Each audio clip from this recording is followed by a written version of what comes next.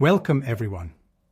In this lesson, we're going to dive into the core philosophy driving the European Union's approach to artificial intelligence. We'll be exploring what makes the EU's vision unique and, perhaps most importantly, why it matters to you, regardless of where you are in the world. We're going to uncover the why behind the regulations, the underlying principles that shape the EU AI Act.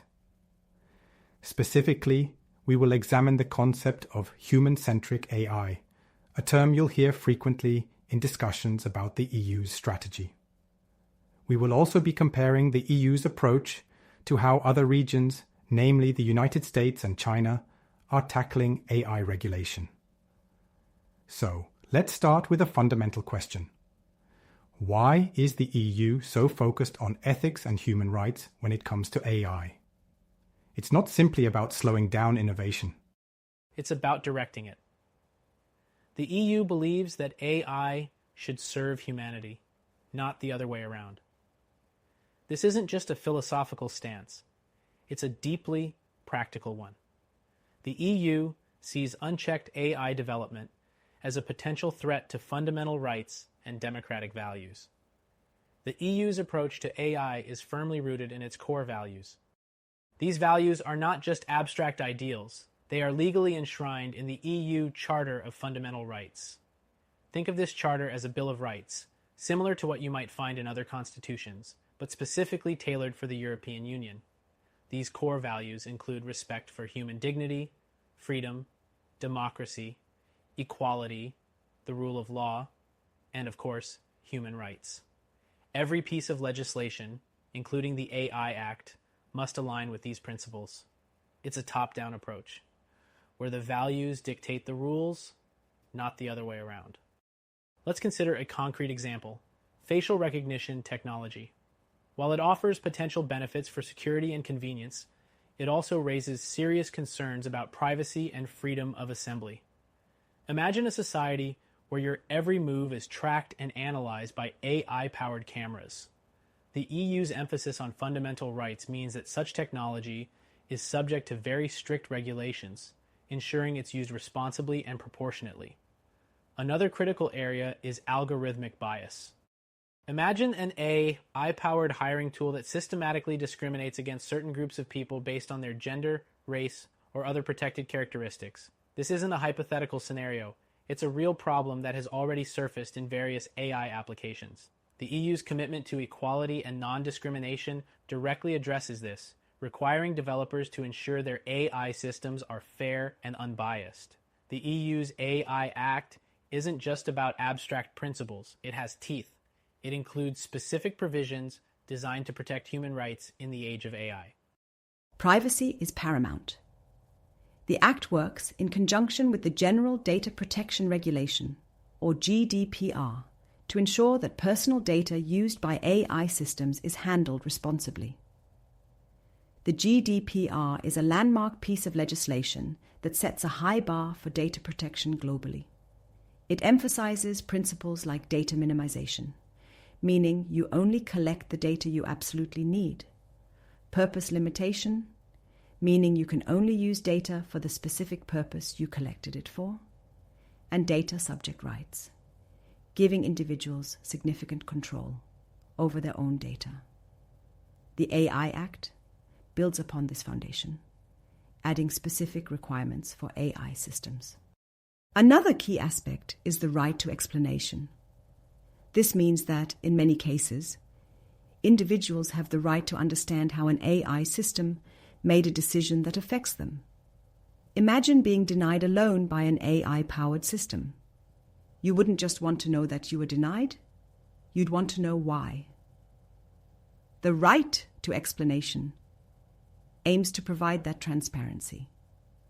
This, of course, presents technical challenges, as some AI systems, particularly deep learning models, can be incredibly complex and difficult to interpret. To address these challenges and build confidence in AI systems, the EU promotes a framework known as trustworthy AI. This framework isn't just a suggestion, it's a set of 7 key requirements that are central to the EU's approach. First, we have human agency and oversight.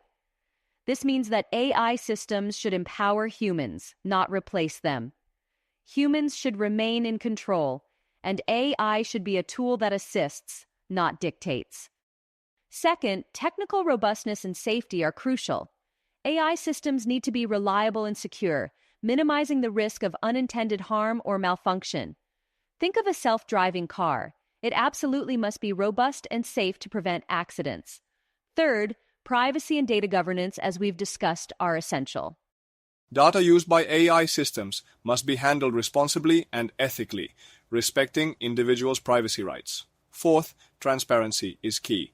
The workings of AI systems should be understandable, and their decisions should be explainable to the extent possible.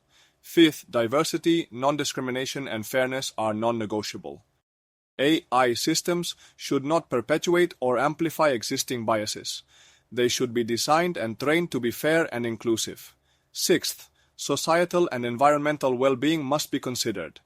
AI should be used for good, promoting positive social and environmental outcomes, not just economic gain. And seventh, accountability mechanisms must be in place. There should be clear lines of responsibility for AI systems and mechanisms for redress if things go wrong. These 7 requirements form the bedrock of the EU's trustworthy AI framework. They are not just aspirational goals. They are increasingly being translated into concrete legal obligations. Now let's shift our focus to the international stage. How does the EU's approach compare to other major players, like the United States and China? The answer is quite differently. The United States traditionally has taken a more market-driven approach to technology regulation. The emphasis is often on fostering innovation and minimizing regulatory burdens. While there is increasing discussion about AI ethics and regulation in the US, it generally lacks the comprehensive, rights-based framework that characterizes the EU's approach. China, on the other hand, has a more state-centric approach. The focus is on using AI to enhance social stability and maintain government control. While China has introduced some regulations related to AI, they often prioritize different goals than the EU, such as censorship and social control. These differing approaches reflect fundamental differences in values and priorities. The EU prioritizes individual rights and democratic values. The US often emphasizes economic competitiveness and innovation, and China focuses on social stability and state control. Consider, for example, the regulation of autonomous vehicles.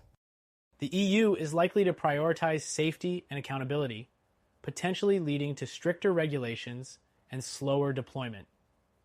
The US might be more inclined to allow faster deployment, emphasizing the potential economic benefits. China might prioritize using autonomous vehicles for data collection and surveillance, in addition to transportation. So, what does this all mean for the future? The EU's human-centric approach to AI has the potential to be incredibly influential. It's setting a high bar for ethical AI development, and it could become a global standard, much like the GDPR has influenced data protection laws around the world. However, there are challenges. Balancing innovation with regulation is a delicate act. There are concerns that overly strict regulations could stifle innovation and put EU companies at a disadvantage compared to competitors in less regulated jurisdictions. There are also opportunities. By prioritizing trust and ethics, the EU could attract investment and talent, becoming a hub for responsible AI development. It could also build greater public trust in AI, leading to wider adoption and acceptance. For businesses and developers, understanding the EU's approach is crucial even if you're not operating within the EU.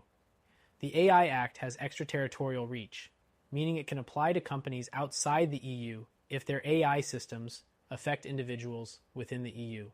Moreover, the EU's approach is likely to influence regulations in other countries, making it a key factor in the global AI landscape. In conclusion, the EU's approach to AI is fundamentally about putting people first. It's about ensuring that AI serves humanity, respects fundamental rights, and promotes a more just and equitable society. It's a vision that is both ambitious and challenging, and its success will depend on a complex interplay of factors, from technological advancements to international cooperation. The EU is essentially conducting a grand experiment, and the world is watching. The implications of this human-centric vision are far-reaching, and they will shape the future of AI for all of us.